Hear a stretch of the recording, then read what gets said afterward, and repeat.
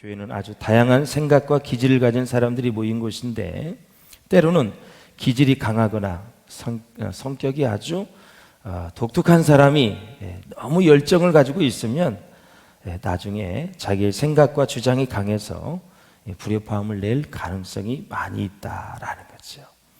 사랑하는 여러분, 우리가 아무리 다른 기질이 있다 할지라도 성령 안에서 하나가 되어지고 잘 절제하셔서 건강한 공동체를 만들 수 있기를 주의 이름으로 축원합니다. 그러려면 늘 기도가 필요해요. 기도, 그리고 겸손함이 필요하고, 그리고 무슨 일이든지 인내할 줄 아셔야 돼요. 그냥 막 자기 마음대로 감정을 쏟아내고 막 그러면 다 그르치게 돼요. 아무리 좋은 것도 감정이 실리면 이게 은혜가 되질 않더라고요. 그래서 본 뜻을 잊어버릴 때가 많이 있어요. 오늘 본문만큼 교회사적으로 문제가 되었던 말씀은 없을 것입니다. 가장 문제가 되었다는 말씀은 바로 34절에 있어요. 여자는 교회에서 뭐 하라고요? 잠잠하라. 그래서 중세시대의 여성들은 교회에서 일체 말을 할 수가 없었고, 성가대도 남자들만 구성이 되었습니다. 지금 이 시대에 태어나서 신앙생활 하시는 여성 여러분, 하나님의 은혜인 줄로 믿습니다. 그때 중세기에 태어났다면 여러분 성가대 할 수도 없어요. 얼마나 감사해요. 시대를 보고 배우고 찾고 하면 내가 정말 좋은 시대에 살고 있구나 생각이 되어지죠. 오랫동안 논란이 되었던 이 문제는, 이 말씀을 가지고 여성이 목사가 될 수가 있느냐, 이게 이제 가장 뜨거운 핫 감자였어요. 뜨거운 감자예요. 여성 목사 안수를 반대하는 사람이 제시하는 성경 구절이 바로 여자는 교회에서 잠잠하라는 구절이거든요. 자, 여자는 교회에서 잠잠하라 말씀했는데 여성이 어떻게 교회에서 설교를 할 수 있느냐라는 거죠. 할 수 없다는 거죠. 그러나 성경을 보면 여성의 선지자도 있었고 예언자도 있었고, 또 여성을 통해서 마리아의 몸을 통해서 예수님이 오셨고, 또 예수님의 사역을 보면은 여성들이 얼마나 많은 동역자가 있었는지 몰라요. 헌신된 동역자들. 부활하신 첫날 그 무덤을 가장 먼저 찾았던 사람도 막달라 마리아였고, 정말 이루 셀 수가 없을 정도로 많이 있습니다. 그것뿐입니까? 바울의 사역을 보십시오. 그의 로마서나 많은 부분의 사역자들을 소개할 때 여성들이 무척 많이 있습니다. 유오도와 숭대교회도 빌립보 교회 여성들이었습니다. 이 고린도 교회 안에 은사가 참 많이 있었어요. 찬송시를 작사해서 부르는 사람들, 예언하는 사람들, 계시의 영을 받은 사람들, 방언하는 사람들, 방언을 통역하는 사람들, 여러 가지 은사를 받았는데 이 여성들 가운데서도 이런 은사를 받은 사람들이 참 많았습니다. 그래서 바울은 공예배 때에 방언과 예언을 어떤 방법으로 해야 되는지를 가르쳐주고 있는 거예요. 본문에 예배를 드릴 때 5가지 은사를 말하고 있죠. 찬송의 시, 가르치는 말씀, 계시, 방언, 통역을 얘기하고 있어요. 그래서 방언을 할 때는 반드시 통역자를 세워라. 예언할 때도 마찬가지고요. 2-3사람을 세우라 그랬어요. 이 고린도 교회는 예루살렘으로부터 참 멀리 떨어진 지역에 있었거든요. 그래서 거의 다 이방인들로 구성된 교회에 있었습니다. 따라서 구약 성경과 만날 수 있는 기회가 많지 않아요. 성경이 제대로 되어 있지는 않았으니까. 또 시편으로 이루어지는 찬송집을 접할 기회도 거의 없었어요. 그러니까 성경이 없던 거죠. 지금처럼 우리 예배에 매뉴얼이 있지 않습니까? 처음에 묵상서부터 시작해서 축도까지 쫙 매뉴얼이 있어요. 근데 당시에는 없었어요. 고린도 교회. 그러니까 여기저기서 방언을 하지, 예언한다고 말씀을 받았다 그러지, 나는 믿음의 은사가 있다 그래서 막 기도하고 막 예배가 혼란스러운 거예요. 그래서 바울은 엄히 명한다, 명령이다 하면서 가장 이 세상에서 소중한 예배를 제대로 드려야 된다라는 취지에서 고린도 전서에 편지를 쓰신 거죠. 그래서 이제 이렇게 찬송도 부르고 어느 때는 또 시를 읊어대고 방언하고 특별한 은사를 가진 사람들이 중구난방으로 막 자기 은사를 자랑하고 그러는 거예요. 어떤 사람은 방언을 하면서 더 크게 하고 내 방언이 더 세련됐다고 얘기하고 막 그래요. 예. 그런데 이 다양한 은사를 가진 성도들이 예배를 돕게 되는데 원칙 하나가 있습니다. 누구든지 모든 것은 덕을 세우기 위해서 하라 이거죠. 아무리 좋은 것도 덕이 되지 않는다면 하지 말아라 라는 거죠.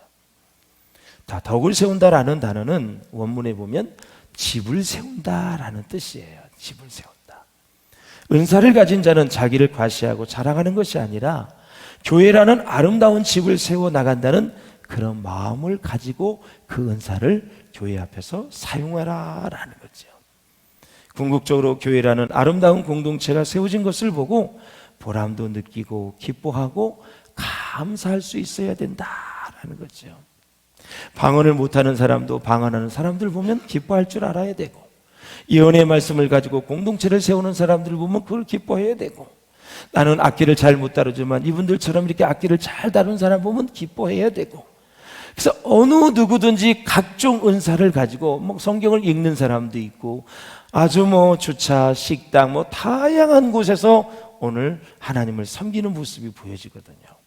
그거를 보고 기뻐하라라는 거죠. 감사하라라는 거죠. 비교하지 말고 감사하라는 거죠. 누가 이렇게 찬양을 예쁘게 은혜스럽게 하면 그대로 같이 은혜를 받는 거지, 나보다 잘하면 얼마나 잘해, 그게 아니라는 거죠.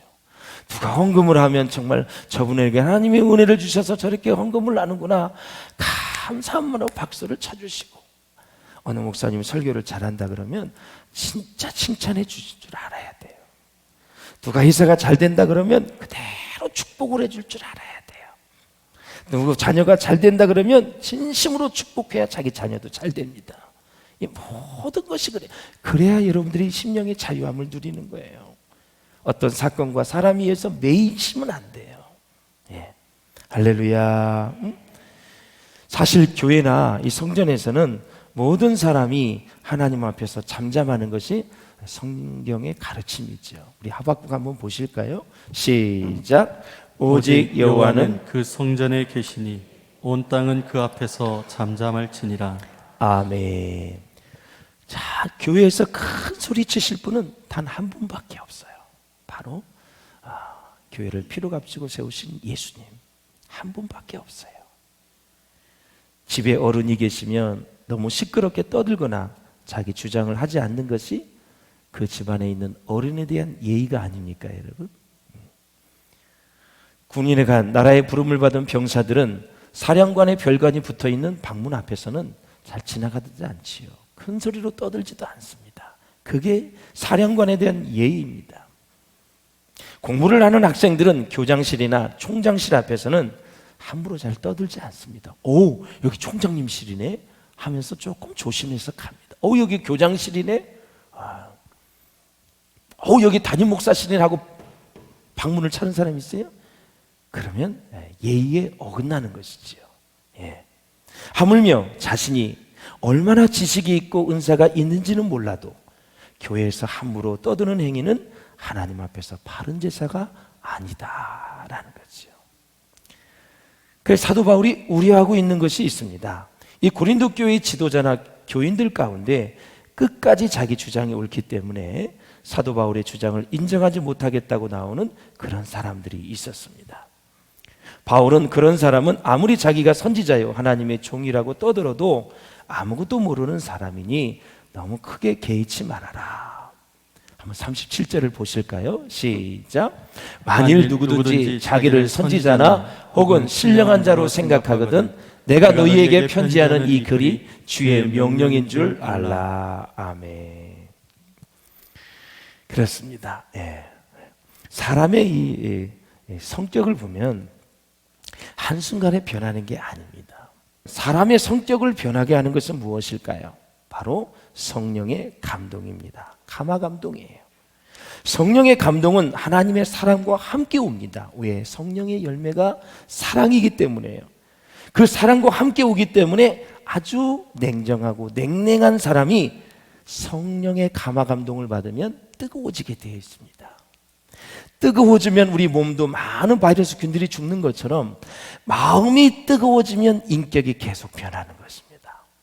설교를 들을 때, 기도하실 때, 좋은 일을 하실 때 마음이 뜨거워지는 것은 엄청 좋은 현상입니다. 엠마오로 가던 제자가 예수님의 말씀이 풀어서 설명해 줄 때 가슴이, 마음이 뜨거워졌다 그랬어요. 그때 하나님의 말씀이 깨달아지는 거죠. 그래서 뭐든지 좋은 일이 일어날 때는 과도하지 않으면 이렇게 열이 상승하게 되어 있어요. 그래서 머리 두뇌도 회전이 잘 되어지고 막 말씀이 은혜가 되어지면 가슴이 막 뜨거워집니다. 뜨거워져요. 그렇게 되기를 주의 이름으로 축원합니다. 그래서 변화가 일어나는 거예요. 세상적이고 천박했던 사람이 신중하면서도 사랑이 넘치는 사람으로 변하게 되어 있어요.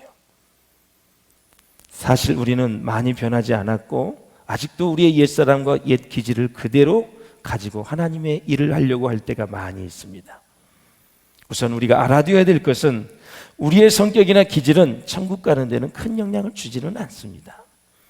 구원받는 것은 복음을 듣고 예수를 믿음으로 구원받는 것이지 뭐 기질이 적극적이냐 뭐 소극적이냐 그런 것에선 영향을 받지 않습니다.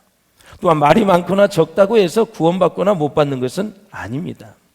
그러나 여러분, 이런 기질이나 성격은 신앙의 성숙과 엄청나게 깊은 관계가 있습니다. 다른 사람과의 관계에도 영향을 줍니다. 심지어는 이런 기질이나 성격 때문에 교회를 허물기도 하고 깨트리는 경우도 보게 되는 것이죠. 그래서 제가 이번 주에 말씀을 준비하면서 깨달은 것은 하나님의 성령의 역사에 많은 좋은 것들을 우리가 은혜를 받는데 아직 준비되지 못한 그릇, 이 인격 때문에 많은 것을 잃어버릴 때가 많이 있어요. 전 그것들을 좀 우리가 다시 한번 생각해 보았으면 참 좋겠다. 너무나 값진 은혜를 주셨는데 우리의 성격 때문에, 기질 때문에, 인격 때문에 이것이 계속 밑빠진 독에 물 붓는 것처럼 될 때가 많이 있단 말이죠. 은사도 마찬가지예요. 다 하나님이 주신 것인데 오히려 그것이 하나님 보시기에 내가 고린도 교회에 왜 은사를 줬지? 이렇게 혼란스러운 예배가 된다면 내가 이걸 왜 줬지? 하나님이 그냥 후회하실 것 같아요. 하나님이 주신 것들을 주의 영광을 위해서 아름답게 쓰임을 받을 때 그게 축복이 아닙니까, 여러분? 베드로는 예수님의 수석 제자입니다. 베드로가 은혜를 받았다고 해서 베드로가 야고보가 되는 건 아니거든요. 요한이 은혜 받았다고 해서 빌립이 되는 건 아니에요. 베드로는 단순하고 아주 성격이 급한 사람입니다. 성경에 나오는 빌립은 어때요? 진짜 계산적인 사람입니다. 그래서 500년의 기적 때도 그는 쓰임을 못 받았어요. 어린아이가 가져온 것이 결국 쓰임을 받았지요. 도마는 어때요? 의심이 많고 완벽을 추구하는 사람입니다. 요한과 야고보는 불같이 화를 내는 사람들입니다. 마태는 세리 출신답게 아주 숫자에 능하고 아주 완벽한 성격을 가지고 있는 사람이죠. 조심해야 될 것은 아무리 성령을 받았다고 해서 성령께서 우리의 기질을 변화시킨다고 해서 우리 안에 있는 여전히 옛사람이 있고 옛사람의 지배를 받을 때가 많이 있다라는 거죠. 그래서 우리는 이 타락한 본능인데 타락했단 말이죠. 이것이 매일 제가 강조하지만 성령의 능력과 보혈의 능력으로 이게 질식당하게 만들어야 됩니다. 활동을 하지 못하도록. 그런데 성령 충만하지 않고 은혜가 충만하지 않고 믿음이 떨어지면 이 타락한 본능이 서서히 올라오는 거예요. 그냥 이거 휘저으면 그 구정물이 쫙 올라오는 것처럼 은혜가 떨어지고 믿음이 떨어지면 그거 옛 타락한 본능이 일어나기 시작을 해서 우리가 또다시 주님의 사람의 모습을 본연히 잃어버릴 때가 많이 있다 했죠. 그래서 우리는 하나님의 영광과 하나님의 말씀으로 자기 자신을 설득시킬 필요가 있어요. 그래서 저는 이 말씀을 참 좋아해요. 시편에 보면 내 영혼아 네가 어찌하여 낙심하며 어찌하여 내 속에서 불안해하는가 그랬습니다. 사랑하는 아들 용수야, 너 지금 낙심해 있니? 너 왜 불안해하고 있니? 시편 기자가 자기 자신에게 질문을 하는 거예요. 그거는 여러 가지 환경이 어렵고 자기가 죽을 것 같으니까 낙심이 되고 하나님을 계속 믿어야 되나? 하나님은 진짜 나를 지키실 분인가? 막 마음이 불안한 거예요.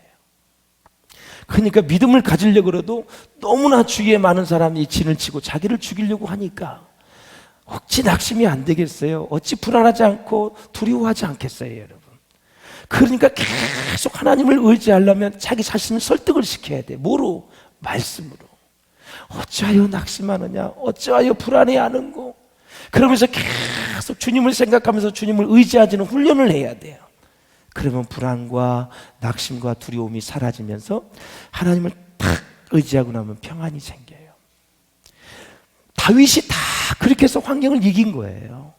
그냥 다윗이 기계처럼 완전히 믿음이 좋아서 그렇게 한 게 아니야. 다윗도 역시 막 눈물을 흘리면서 불안해하고 두려워하고 가슴을 조이면서 사울에 의해서 내가 언제 죽나, 오늘은 꼭 죽는구나, 또 살아나고 또 죽는구나, 또 살아나고 하나님을 또 살아나고, 이걸 계속 반복을 하니까 하나님을 절대적으로 신뢰하는 믿음이 생기는 거예요. 그렇구나. 불안이 찾아올 때, 두려움이 올 때, 인생의 시련과 고난이 올 때 하나님을 딱 의지하면 하나님 평안을 주시고 문제도 해결되어 주시고 하나님이 사람을 처리해 주시는구나. 그래서 딱 생기니까 절대적인 믿음을 고백하는 거예요. 내가 산을 향하여 눈을 들리라. 나의 도움이 어디서 올꼬? 나의 도움이 천지를 지으신 여호와에게서로다. 자기가 질문한 거예요. 용수야, 너의 도움이 어디서 오냐?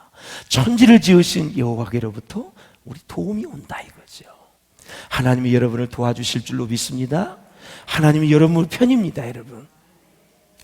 이상한 사람 여러분 편 만들지 마시고 하나님을 내 편으로 만들면 인생은 승리하는 것입니다. 이게 지혜예요, 지혜. 하나님을 내 편으로 만드셔야 돼요. 그러면서 하나님의 말씀을 가지고 권면하고 설득하는 이야기를 하는데, 우리 33절을 한번 읽어보겠습니다. 시작. 하나님은 무질서의 하나님이 아니시오 오직 화평의 하나님이십니다. 아멘. 마음대로 떠들고 막 그런 게 아니다 이거죠. 교회에서 무질서의 하나님이 아니다. 오직 화평의 하나님이시다. 38절에도 보면 만일 누구든지 알지 못하면 그는 알지 못한 자니라 말씀하고 있어요. 사랑하는 여러분, 그래서 우리가 신앙생활에 참 교회 생활할 때, 교회는 진리가 있는 곳인데, 진리를 전하는 곳인데, 사람은 성령의 조명하심과 지성을 통해서 진리를 이해하고 확신하게 된다라는 사실이에요. 그래서 사람은 성령의 조명하심을 받아야 돼요. 그리고 지성을 통해서 진리를 이해하게 되는 거예요. 그래서 거기에서 확신을 하게 되는 것입니다. 그러므로 방언을 말하는 자는 통역하기를 기도해야 됩니다. 방언이 통역되어야 교회는 하나님의 사랑을 더 깊이 깨닫게 되는 거거든요. 그리고 많은 성도가 하나님의 뜻을 이해할 수 있습니다. 그러니까 그 당시하고 지금을 비교해 보면 누가 지금 방언으로 기도하겠어요? 그치? 없지요. 이미 시행착오를 했기 때문에, 이미 성경의 바울이 우리에게 주신 말씀을 우리는 배웠기 때문에 그렇게 안 해요. 그럼 우리가 해야 될 일은 뭐가 있을까요? 마지막 구절에 보면 방언도 해라 그러고 예언의 말씀을 사모하라 그래요. 이 두 가지를 다 가졌으면 좋겠어요. 방언과 예언을 가장 두 가지로 놓고 바울은 두 가지를 다 하면서 교회의 덕을 세웠으면 좋겠다, 이런 얘기를 하는 거죠. 그러므로 성도가 목사이건 평전도이건 사역자로 부름을 받았다면 정말 많은 은사를 다양하게 받아서 겸손하게 교회를 잘 섬기는 게 중요하다라는 것입니다. 한 가지 이제 말씀을 드리고 정리를 하겠습니다. 자, 사도 바울이 여자는 교회에서 잠잠하라고 말한 것을 한번 잘 이해하시기를 바랍니다. 참 오해되는 말씀인데 여러분들이 배경을 잘 이해하셔야 돼요. 여자가 교회에서 잠잠하라고 말한 것은 당시 사회적인 현상과 깊은 관계가 있어요. 당시 사람들은 국가적으로나 개인적으로 중요한 일이 있을 때 반드시 이방 신전에 가서 신탁의 말씀, 즉 신의 계시를 받아 가지고 와서 그대로 행했습니다. 그러니까 그 신전 가운데서 가장 유명한 고린도에서 델포이 신전이었는데, 여기에 가면 여사제들이 대개 알 수 없는 말로 중얼거리면서 신의 말을 대언해 주었습니다. 그런데 이 신의 말을 전해주는 사제가 전부 여자였습니다. 이 다른 사제가 그 말을 알아들을 수 있는 말로 통역을 해주었는데 그것은 대개 애매한 말들이었습니다. 자, 이렇게 신전에서 받은 신의 말을 신탁이라 그랬죠. 오라클, 헬라어로는 신탁이라고 했는데 사람은 각자 해석해서 순종을 했습니다. 예를 들어서 이제 트로이 전쟁이 일어났단 말이죠. 당시에 그리스의 사령관이 누구였냐면 아가멤논이라는 사람이에요. 이 사령관이 신탁을 받았는데 자기 딸을 불태워 죽이라는 신탁을 따라서 딸을 죽입니다. 여러분. 이렇게 엉뚱한 짓을 해요. 또 아테네와 페르시아 전쟁이 여러분 잘 아시죠? 전쟁이 일어났는데 무슨 신탁을 받았냐면 나무로 페르시아 군대를 물리치는 말을 듣고 이 그리스 아테네 군대가 배를 띄워서 결국 아테네가 전쟁에서 이기게 됐지요. 이렇게 전쟁을 하던 뭐를 하던 다 신전에서 신탁을 받아서 여자들을 통해서 이렇게 받았단 말이죠. 그러니까 사도 바울은 교회에서 여자가 예언을 하면 이 교회를 이방 신전과 동일하게 생각하지 않을까 해서 여자들에게 교회에서는 예언하지 말라고 보인 것입니다. 말하지 말라고 그런 거예요. 꿀먹은 봉우리로 살려는 것이 아니라 그렇게 이방신들 앞에서 가서 그 신탁을 받아와서 하는 것처럼 하기 때문에 교회에 이 톡이 안 된다. 그래서 교회에서 잠잠하라 그런 얘기를 했다는 거죠. 이해가 되시죠, 여러분? 예. 그래서 지금 정말 이 고린도 교회가 이런 일들을 해서 혼란스러웠는데 이걸 가지고 이제 목사 안수도 이제 여성들은 잘 못 받잖아요. 그러니까 배경을 잘 이해할 수 있어야 된다라는 거죠. 그래서 여성에게 교회에서 잠잠하라고 하는 것은 여성이 남성보다 열등하다거나 못하다는 뜻이 절대 아니다라는 거죠. 사실 교회 안에서 남자든 여자든 다 성을 가지고 따지고 논쟁하는 것은 부끄러운 일입니다. 사랑하는 여러분, 예언의 은사를 지금 말고 있는데 예언의 은사는 설교가 대표적인 것입니다. 이 설교는 영혼을 수술하는 것입니다. 인생을 치료하는 것이기 때문에 반드시 설교자는 하나님의 부르심을 받아야 됩니다. 그렇게 하려면 기도의 영성으로 잘 준비해야 되고 지적인 수준도 있어야 되고 영혼에 대한 사랑, 열정, 그리고 하나님을 깊이 만나는 체험이 있어야 되고 주님의 십자가의 사랑에 깊이 빠져보는 십자가의 사랑에 대한 체험이 있어야 됩니다. 뿐만 아니라 뼛속 깊이 파고드는 하나님의 마음을 헤아릴 줄 알아야 되고 예수님의 사랑에 정말 우리가 다시 한번 감화감동을 받아서 나도 그 길을 가야 되겠다는 주님을 따라가겠다는 순종하심이 깨달아져야 우리는 예언의 사역, 말씀의 사역을 잘 감당할 수 있다. 그래서 교회는 평신도들이 담임 목사님의 설교를 은혜스럽게 잘 받아주시면 담임 목사가 더 열심히 준비하고 힘을 내서 자신감을 가지고 설교할 수 있습니다. 할렐루야. 그래서 유명한 설교자는 다 성도들이 만들어주는 것입니다. 근데 이런 경우도 있어요. 잘 들어주는데 목회자가 그 이후부터 공부도 안 하고 게을르고 기도도 안 해. 그러면 절대 이루어질 수가 없는 거예요. 목회자가 최선을 다하는데 여러분들이 잘 들어주면 거기에서 놀라운 폭발적인 성령의 역사와 말씀의 생명수의 강이 흘러넘치는 것이죠. 자, 하나님의 백성은 열정도 있어야 되지만 품위도 있어야 된다고 하면서 말을 맺는 걸 볼 수가 있어요. 자, 39절 읽고 마치겠습니다. 39절 시작. 그런즉 내 형제들아 예언하기를 사모하며 방언 말하기를 금하지 말라. 모든 것을 품위 있게 하고 질서 있게 하라. 마지막에 그렇죠? 예언도 사모하고 방언도 해라. 그래서 대신 품위 있게 했으면 좋겠다. 질서 있게 했으면 좋겠다. 여기서 품위 있게라는 뜻이 뭐냐면 원문에 은혜롭게 하라, 아름답게 하라는 뜻입니다. 사랑하는 여러분, 말씀을 맺겠습니다. 깊은 기도 속에서 더 많은 은사를 경험하시기를 바라고 그 은사를 통해서 나와 이웃과 결국은 궁극적으로 교회를 유익하게 하는 하나님의 사람들이 되시기를 주님의 이름으로 축원합니다.